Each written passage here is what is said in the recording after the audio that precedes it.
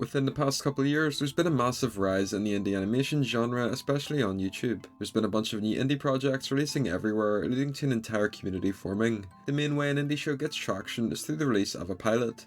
It sets the stage for the rest of the series, gets people engrossed in the world, and also gets the ball rolling for that initial fandom to grow around it. On my channel, I've reviewed plenty of indie pilots, but there's also a few I never got to review. In this video, I'll sit down and review a bunch of indie pilots and rank them. In case you haven't seen this format before, I'll discuss each show, what I like about them, disliked, and things I'd like to see in the future. They'll be ranked on a tier list from S down to D, S being my absolute favourite, B being pretty decent in the middle, and D being my least favourite. Indie animation isn't a competition obviously, so this is just for a bit of fun. Let's jump in. Up first we have Ramshackle. This pilot is about three impoverished characters called Stone, Skip and Vinny who live in an 1800s inspired Victorian town called Ramshackle. During the pilot, they adopt an abandoned baby called Maggot, wacky fun ensues, and they enter a baby pageant which they end up winning. At the very end, it's revealed that Maggot is an angel who zaps all the rich people and rewards the trio with a can of beans. So the creator behind Ramshackle was Z-Easy. Ramshackle is something they've worked on for many years, with its own webcomic on Tumblr that's been around since 2017. They made a Kickstarter for a pilot back in 2022, which ended up getting funded, leading to the pilot 10 months ago in 2024. I remember the day this pilot came out, and it appeared on my YouTube feed. I clicked on it and watched a minute, but then went off to do something else and I never ended up finishing it. I actually really regret doing that because after watching the full thing, I love it, it's really good. The first thing is the animation. The style is wonderful, it's both charming and fun. The characters can look sinister when they need to be, but also whimsical at the same time. The closest comparison I can think of is Don't Starve. It's absolutely worth watching the pilot for the animation alone, it's a blast. The pilot is only 15 minutes long, but it's paced really well. The writing is solid, and I did laugh at a couple funny moments. My favourite when Maggot says, "God forbid you three reproduce." The set pieces stand out, and I like the setting. There isn't anything else out there like it, so it's super recognisable. Everyone is designed intuitively, like the way the rich characters speak and dress, in contrast to the trio. The main cast are pretty unique too. There's three protagonists and they work well as a trio. They each have their own personalities and you quickly get to know them. Out of the three, my favourite is Vinny, closely followed by Stone. Stone's voice in particular is great. He sounds just so done with everything and bored, a bit like me after narrating the latest VivziePop controversy. I do have a couple criticisms. The first thing is I feel like the target audience is a little confusing. It feels catered towards a younger audience, which definitely isn't a bad thing, but I think it would have been better if it picked one or the other. Initially I thought the characters were children, but then they started smoking, swearing, drinking, using knives and Molotovs. I checked online and they don't have a canon age, but according to the creator they're supposed to be in their late teens to early adults. If things were set in stone, it would improve the characterization a lot and let viewers get more attached to the cast. This was something I also picked up on while watching, but I think the tone was a little inconsistent. Initially, at the start, it appears that the show is quite grounded, almost like a slice of life. However, it quickly goes off the rails with the fantasy elements. I'm a bit torn on this. On one hand, I think the show would have been really great if it stuck to that old-fashioned setting and kept the fantasy out of it. On the other hand, I do think some of the wacky elements make it more fun. It's the kind of thing that's hard to judge off an initial pilot. We'll just have to see how things pan out in the future. So overall, I really enjoyed the Ramshackle pilot. It sets the story up for more episodes, it's easy to follow along for first time viewers, and it's overall just a ton of fun. It's going in A tier. The Catching Up pilot released last year in September. Created by YouTuber LS Mark, it tells the story of two friends, Rob and Clay, visiting a club and things not going as planned. So for a bit of context, I reviewed Catching Up when it released and I was pretty harsh. I had a lot of good things to say as well, but I definitely had my fair share of criticisms. LS Mark actually watched it and left a nice comment, taking the criticism on board, and honestly that was a nice breath of fresh air. After a rewatch, I think the pilot is definitely better than on my first viewing. The animation is great, especially the backgrounds and the effects overlaid on top. Some of the jokes are genuinely good, like it costing $20 to visit the club and then a further $30 just to hang your coat up. The photorealistic shots remind me a lot of SpongeBob, and a few of the miscellaneous jokes are fun as well, like the coat rack bit. The voice acting is solid. Michael Kovac and Mackenzie Atwood do great jobs as Rob and Clay.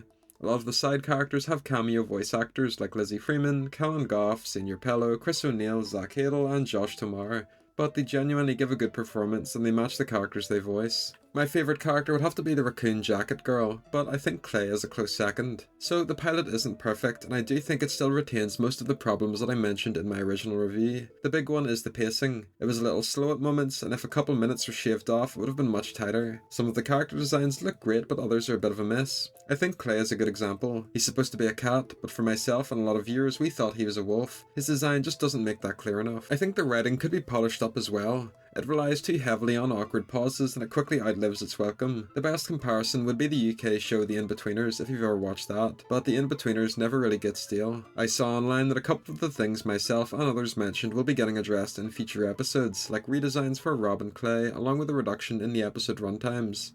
This is awesome, and I'm excited to see how things pan out in the future. Catching Up has some of the traits you'd expect in a pilot, but falls flat in a lot of areas. The inclusion of fire tux in the background knocks it up from D to C on its own though. It's going in C tier. Lackadaisy started life as a webcomic all the way back in 2006. It cultivated a dedicated fanbase, with things really taking off after the release of its animated pilot in March of 2023. The plot centres around a group of cats living in a Prohibition-era America. There's some gang warfare going on, some wacky heists, and lots of fun. So for me, like a lot of people, I hadn't heard of Lackadaisy until its pilot released. A bit like with Ramshackle, it appeared on my YouTube recommended tab like an hour after it came out, and I clicked on it and watched about 8 minutes. I thought it was too slow and clicked off, but I shared it on Reddit to see what other people would think of it. At the time, I was quite busy with assignments, which were more important than YouTube obviously, so I never ended up finishing watching the pilot or making a dedicated review on it. 2 years on, and again I actually regret not watching or reviewing it. First up, the animation is gorgeous.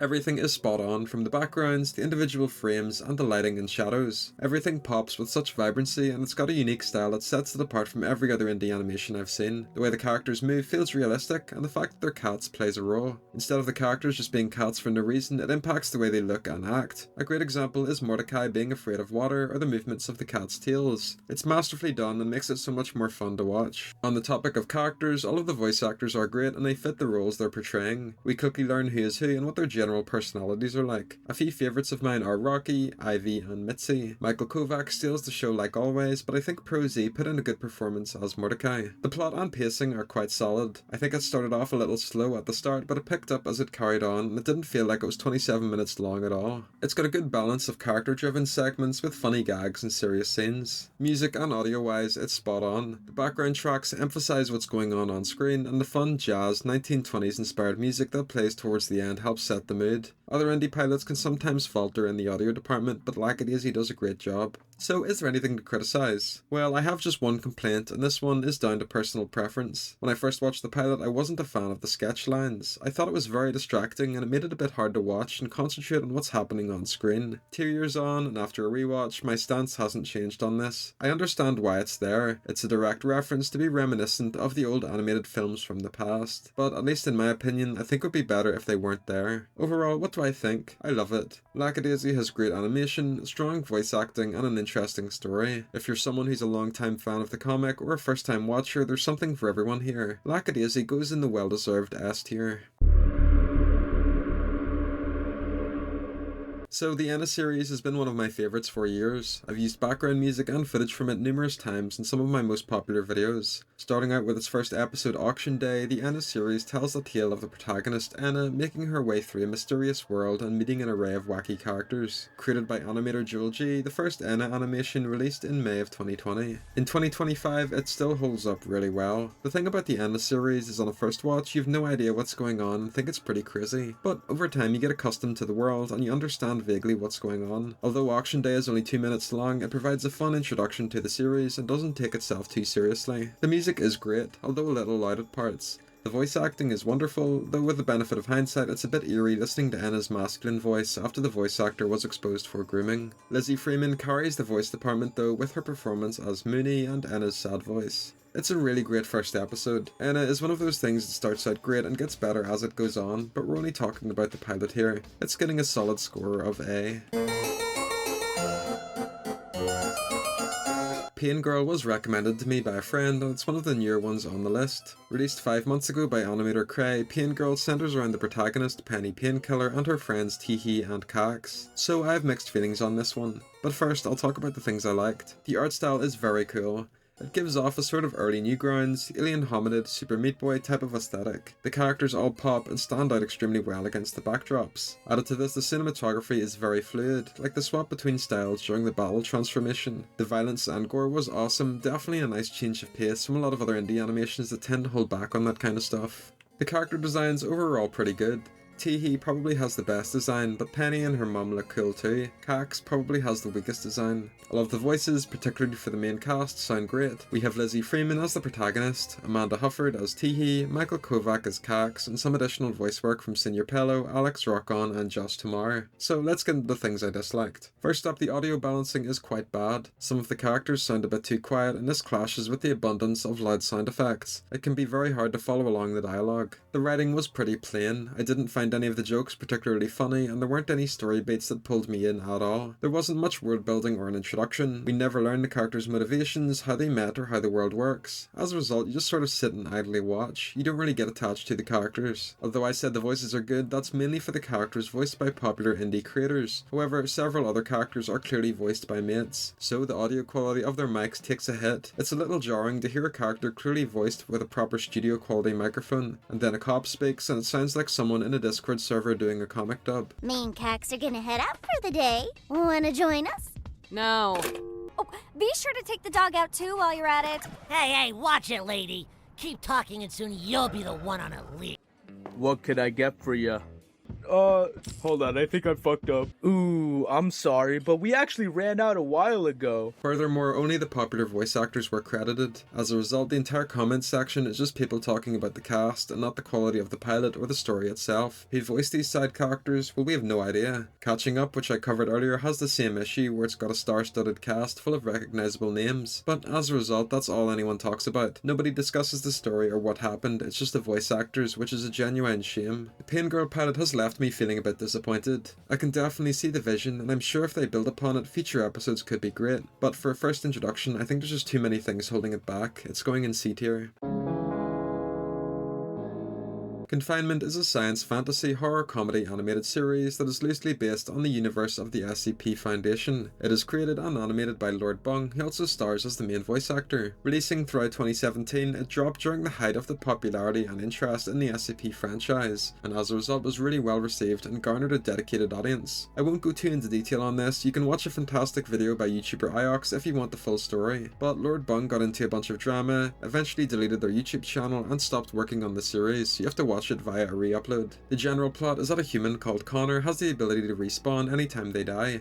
Think Duplimark or Duplicate from Invincible. As a result, he's used in various tests with all of these SCP creatures to find out what they do. For a bit of a change, I watched the first 3 episodes of Confinement. So what do I think? Well, let's discuss the good things. The animation isn't bad at all considering it was entirely done by one person. It was loosely based on a show called Super Science Friends, but to me it resembles a regular show. The premise itself, although a little outdated, was very good. The SCP world when it was big was full of interesting and unique monsters. The idea of someone who can respawn being able to meet them leads to endless opportunities, so I can see why there was a lot of excitement around the project. The episodes aren't too short, being between 4 and 10 minutes, so they're paced pretty well, and some of the writing is decent. There's a couple fun gags and jokes to keep viewers engaged. That's where my praise ends. The first issue is the voice acting. A lot of the voice acting is done by YouTuber friends, with work from Dolan Dark, Colossal, A Kindale War, Lord Bung, Thaf9, and many others. They just don't do a good job at all. Colossal, Lord Bung, and SCP ratings probably gave the best performances, but everyone else sounds flat or disinterested. It's pretty obvious that they were given no voice direction when recording, so they just phoned it in and didn't care at all. There could have been more of an explanation or a setup, especially in the first episode. You don't find out how or why Connor ended up in this facility. The first episode especially was quite boring and uneventful, not a great way to start the series. And lastly, it definitely doesn't hold as much appeal watching it now. I bet if you watched this in 2017 it would have been great, but in 2025 it doesn't hold up much. It's difficult to tell who's who and who voices each character. We don't really know the names of a lot of the SCPs apart from the main ones. It's like the aftermath of a train wreck and we're just looking at old footage before the event. It's going in D tier. So this one was recommended to me by my friend Tactic Girl, who also reviews indie shows. In a similar way to some of the other shows on this list, Outsider Trading is made by another YouTuber, being AZFK. He used to make Gooner Smasher Pass videos and creepypasta style content. So there's technically been 2 pilots. The first one 8 months ago, which was 11 minutes long, and a second longer version with more scenes, which is 33 minutes long, that came out 3 months ago. I chose to review the second updated version. The plot of the pilot is the protagonist, AZ, is in a world where aliens buy species to sell and trade on a stock market, and the price rises based on how useful they are. AZ teaches the humans how to make fire, causing them to evolve quickly, and he becomes rich off it. This angers Artie Graves, the guy who sold him the human race, and chaos ensues. Let's talk about the good first. The voice acting is genuinely pretty good. A couple of the characters have spot-on voices that fit their personalities, my 2 favourites being Carrie McCool as Ileana Vault, and Sam Goldberg as Artie Graves. It's genuinely not bad for a pilot on YouTube, especially since the cast list isn't packed full of celebrity cameos like some other shows are. One aspect I like is the changing animation styles. It varies wildly minute by minute, and it's a tactic sometimes adopted by cartoons on TV, but never really by an indie show. I think the animation from the beginning to the 14-minute mark is the best. It gives me the vibes of those animation collabs you'd see on YouTube that were quite popular a couple of years ago, where different people animated different parts. It's a neat concept. The overall premise is interesting too. The entire alien race concept is engaging and it can work quite well, perhaps similar to how other shows do it like Ben 10 or Invincible. Definitely a cool idea to build upon for an indie show. Unfortunately, the pilot has a lot of issues. Up first, the animation style changing is very jarring. Like I said, it's a neat concept, but doesn't exactly pan out correctly in practice. This is because not all of the animation is exactly consistent or up to the same quality, the biggest example being in the middle part. It just violently swaps to this uncanny 3D style that doesn't fit with the rest of the pilot, and it reminds me a lot of those 2012 Minecraft animations on YouTube. In the description it mentions that the show was inspired by Smiling Friends, which I can definitely pick up on while watching, like the scene where it's a 2D space and there's 3D motion on in the background. That's something Smiling Friends does a lot, which is great. But I think if more of the pilot was done like that and there was less jarring animation, it would have been much better. There's also just a lot of errors riddled throughout too. Like we have the character clearly based on Lynetta from Sucker for Love First Date, which is a great game by the way, but her design changes randomly scene by scene. The way some shots are green screened in is poorly done, and there's points where the shots change way too quickly. It would have been better if they lingered a little longer, especially in the coffee shop. No hate to the animators or the people who worked on it, but it was just a bit of a letdown when I was watching segments I enjoyed and then it swapped to a far inferior portion. It felt like a video stitched together rather than a cohesive pilot. The writing itself isn't great. There are 1 or 2 jokes I laughed at, but the humour is a bit cringe or corny. It's basically the dialogue from the Hazbin Hotel pilot dialed up to 11. It quickly got stale in my opinion. Linked in with the animation point, the sound effects are also a dice roll. During the sequence where the amoeba saves the scientist, the sounds just take a huge nosedive in quality for seemingly no reason. It's really bad and took me out of the scene completely. Hey, where'd he go?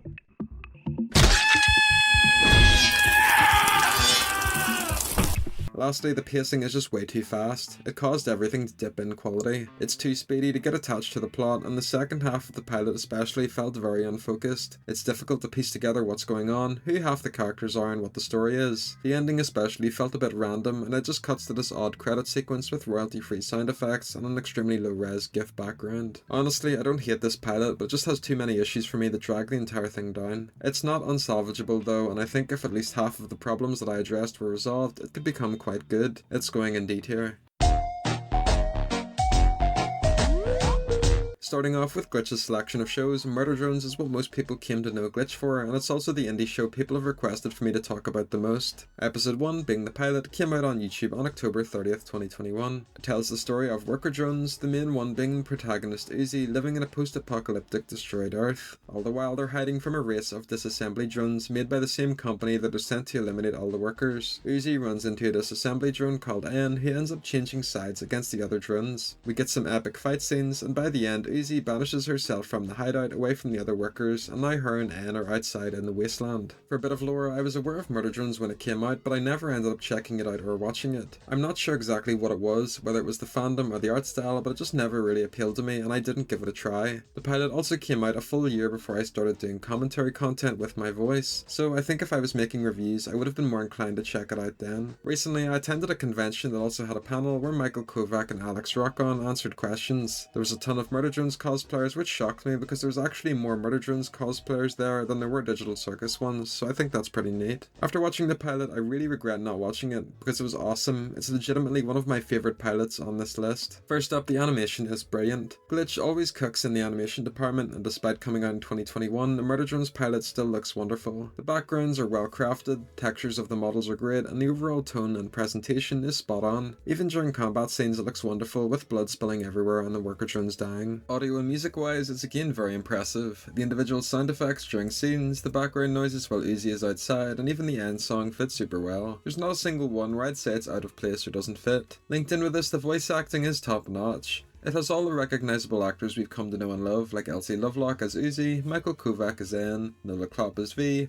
Shara Kirby as Jay, and Sean Shiplock as Thad. Out of the cast, I think the best performance is definitely Nola's, but character-wise, my favourite is definitely Jay. The characterisation is superb too. N is very funny, while Uzi is more serious. The duo works well right from the get-go, making for a fun plot that's easy to follow along. One thing which surprised me while watching was how intuitive and funny the writing was. There's a lot of meta jokes, references, and self-aware humour. The best comparison I can think of is if you've ever played the first two Borderlands games. The jokes are funny and charming, and I found myself laughing plenty of times throughout. It's got a great blend of serious storytelling with lighthearted humour, and you can tell the voice actors had a blast recording. It's awesome. Lore and world building wise, it's pretty strong. We get a brief intro sequence giving us some backstory to the world, and we learn the characters' motivations very quickly. It doesn't hold your hand and leaves some things up to the imagination of the viewer, which is awesome for indie animation fans. Theory crafting is a big part of a lot of indie shows, and Glitch knew from the get-go that it's important to build an engaging world with interesting characters. Runtime and length-wise, 26 minutes was perfect. Just enough to get us invested in the world and sell the plot, but not too short towards too fast-paced. It's a fine length for a pilot. So, is there anything I dislike? Well, no, not really. There's nothing about it that hasn't aged well at all. For me, as a first-time viewer, I had a blast, and I understand completely why people were so hyped when it came out 4 years ago. The Murder Drones pilot is absolute cinema, it's going in S tier.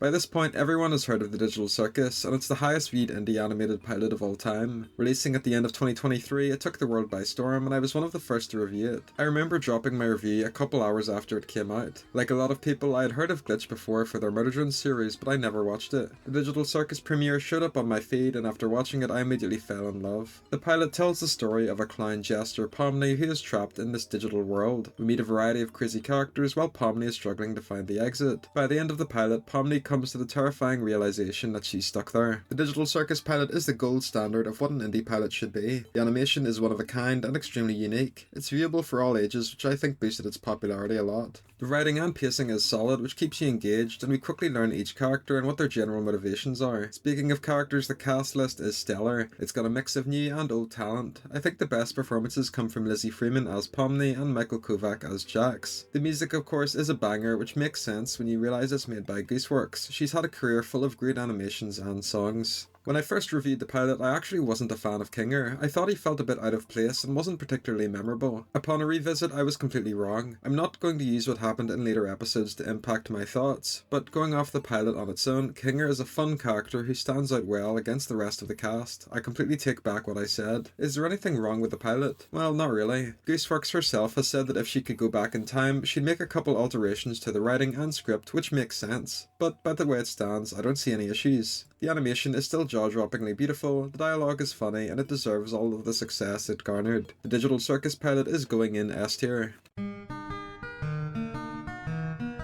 So, the Gaslight District is the newest pilot on this list, and it's the last show made by Glitch. I will keep this one brief since I already reviewed the Gaslight District a month ago when it came out, and most of what I'll say I've already said in that video. The Gaslight District pilot tells the story of Mel, a human in a post-apocalyptic hellscape infested with zombie characters. She's part of a gang called the Smiling Dead and gets into mayhem with her adopted dad Ken and other members Mud and Breadhead. The group steals an egg, gets into trouble, and the pilot ends with the group under scrutiny from both the undead creatures of the Gaslight District and all of the beings from the heavenly area. Just like with Glitch's other shows, it's a beautiful pilot. The animation is stellar, probably Glitch's best work to date. The writing, although not laugh-out-loud levels of funny, is quite strong and keeps you engaged. The sound effects, music, and voice acting is brilliant. Alana does a wonderful performance as Mel, and it has returning actors like Michael Kovac as Diligence too. The characters all feel unique with diverse personalities, motivations, and interests. I like the dynamic between Ken and Mel especially. There are some issues, however. First up, the pacing is way too fast. It's so fast that you basically have to watch it at least twice to figure out what's going on. This will definitely turn a lot of people off the show for sure. A symptom of this is that we didn't get as much development for Breadhead or Mud. I wish we had some more time for them because I think all of the story was poured into Mel and Ken, while the other two were left out a bit in this regard. It's something that will obviously be remedied in future episodes, but for a pilot I wish the time was more evenly split.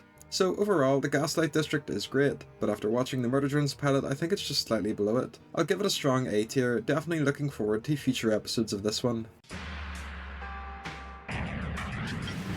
Satina is another indie series I've been following for years. It's an indie animated comedy web series created by Hannah Daigle. This cartoon tells the story of a demon girl named Satina who is the daughter of Lucia, the Queen of Hell, and her dad, a normal human named Dave. Its pilot, titled Satina Wants a Glass of Water, was released on March 1st, 2019. It's 2 minutes long and does what it says on the tin. Satina wants a glass of water, gets it, and the payoff is that she immediately throws the water out and instead eats the glass. The voice acting and art style is wonderful. It's simple but very charming, and my favourite character is definitely Satina's mother Lucia. The premise is pretty unique too. It absolutely stands out against other Hell-related media like Helluva Boss or Hazbin. My only complaint is that it was only 2 minutes. Obviously this was just a proof of concept, but maybe an extra minute or two could have helped flesh out Satina's personality more. Decent indie pilot, it's going in B tier.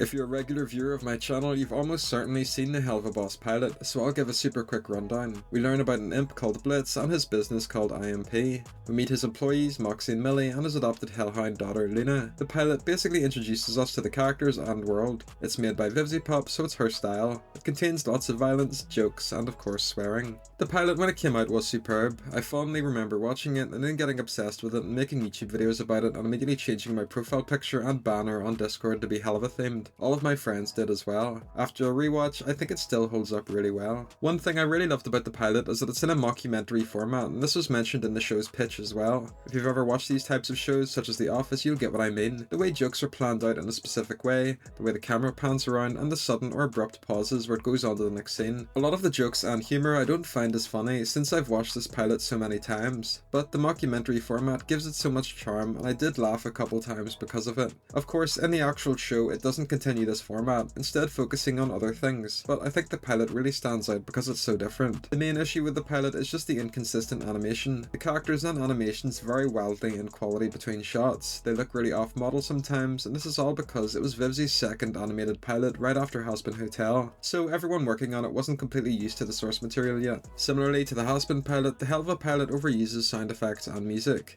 The audio balancing is a bit off, so it sounds a bit like a Johnny Test episode. Fans are usually split down the middle on this, with some people loving the abundance of sound effects while others not really. Personally, I'm not a fan. There's just too much going on and it takes you out of the scene completely. Luckily, this was remedied in future Helluva Boss episodes, but since we're just talking about the pilot, it's an issue that holds it back slightly in my eyes. The Helluva Boss pilot was great when it came out and still is. It's going in A tier.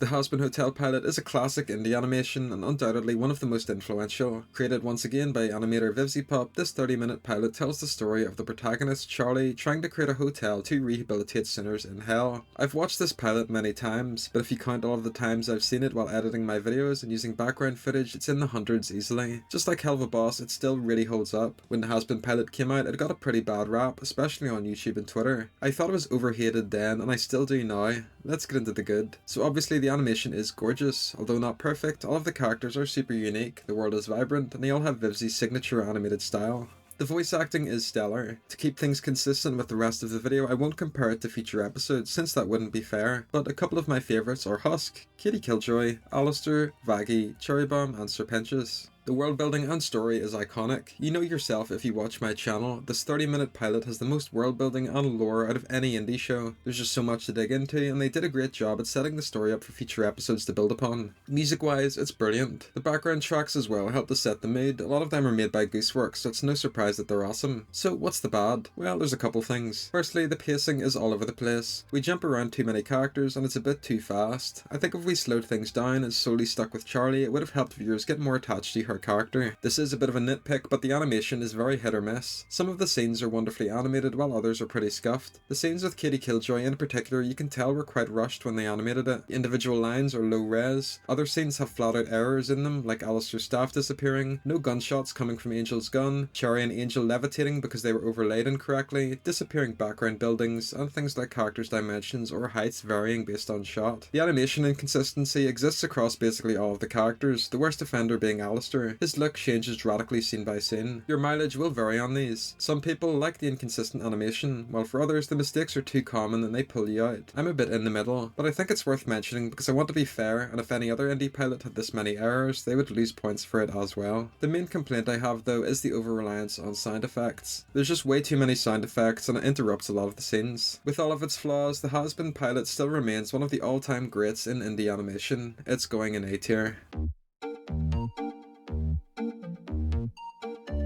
So let's tally up the results and discuss my opinions. I actually really enjoyed making this, and it was a lot of fun to sit down and review shows I never got the chance to for whatever reason. It was a good mix of brand new shows and things I've reviewed before, so it was neat to compare and contrast them. Of course, indie animation isn't a competition, but ranking things is a lot of fun, especially if you love the things you're discussing. We also need to consider that at the end of the day, these are shows we're watching for free on YouTube, so the level of quality they have is extremely good considering that. So if we take a look at my rankings, 2 out of the 3 Glitch shows are unsurprisingly all in S tier. Glitch I think is undisputed when it comes to making fun, memorable pilots that everyone can enjoy. It's at the point where if Glitch is working on something, you know it's going to be a banger. They're also joined by Lackadaisy. It was very good, another awesome pilot. Moving down into A tier, we have a lot of shows I actually love, like Hazbin Hotel and Helluva Boss. I think they're cases of shows that started out good and got better over time. They're starting to show their age a little, and they are quite different from later episodes, so I think those are the main things that bring their ratings down. We have Anna, which I'm a big fan of and have been since before I even made commentary videos. Gaslight District was great fun and we'll see how it develops into the future. Ramshackle is also in there, lovely pilot which has me excited for future episodes. I think any show that got an A or above is something I'd personally recommend for you to watch if you haven't already, or something I'd recommend to my friends. In B tier we have Satina by itself. It's an interesting pilot with fun characters, but because of the short runtime it doesn't have a chance to shine really. It looks very promising though. In C tier and below we have the pilots that I think missed the mark in a lot of aspects. Catching Up and Pain Girl have issues that are too big to ignore and hold it back for me. They're not lost causes though, but with a bit of work they could go up a tier or two. And finally in the lowest tier of D we have Confinement and Outsider Trading. Just generally flawed and I wasn't a fan of these at all. So that's all of the indie pilots ranked. Is there any I missed? Do you agree with my rankings, or is there any you think that should be higher or lower? Would you like me to review some of these shows in their entirety? Let me know down below. Thanks for watching.